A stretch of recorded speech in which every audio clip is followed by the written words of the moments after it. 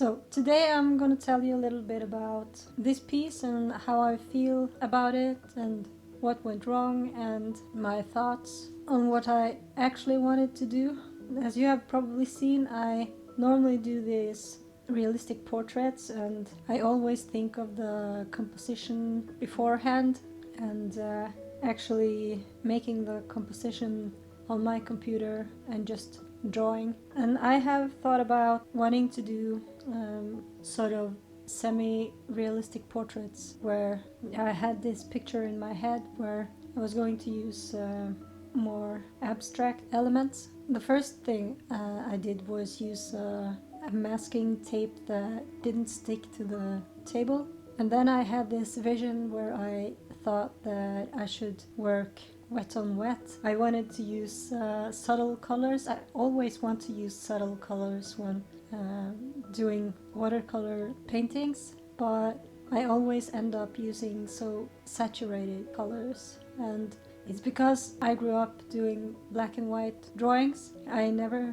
used much colors, and now whenever I start using colors, I just not sure how my mindset should be, and I think my head just disconnects somehow. And this is something I need to work on, and I have to do this exercise a lot of times before I get the result that I want. I really want to use wet on wet and lay down a lot of colors, and I even thought that I should use some light coloring in the face, but the minute I started working on this one, that idea just went away, and I was working on autopilot, I think. So that's one thing I have to try and do later on.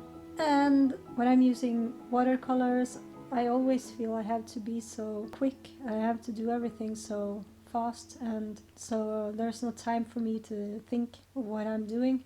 And here you can see a big mistake that I made. I did do the splatter effect, and then I went upstairs for a little while, and then I automatically thought that it was going to be dry when I went downstairs again, and I didn't check. And of course, the one place where it wasn't dry was in the middle of her forehead, so I ended up dragging paint all over her nose, and just had to go with that. I do try fixing it later, and I really want to be more considerate when drawing, so that's one thing I am working on. And I am working with medias that I'm not very familiar with, and trial and error is a big part of improving. So I'll just have to think about that. And I got to test out the Inktense pencils that I bought recently, as well as watercolor pencils, which I very seldom use. And this paper is also new, so all in all, I got to test out some art supplies, and I think it ended up okay in the end, even though it wasn't what I had in mind when I sat down to paint.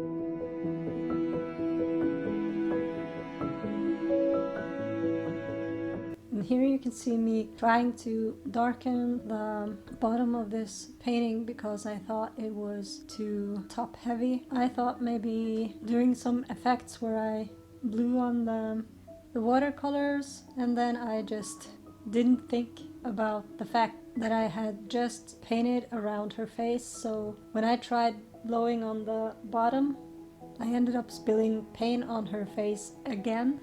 I tried to remove most of it. I thought perhaps I could use colored pencils to fix it, but then I just went with it, because there comes a time when so many things go wrong that you just sort of lose interest in your piece, and that happened on this one.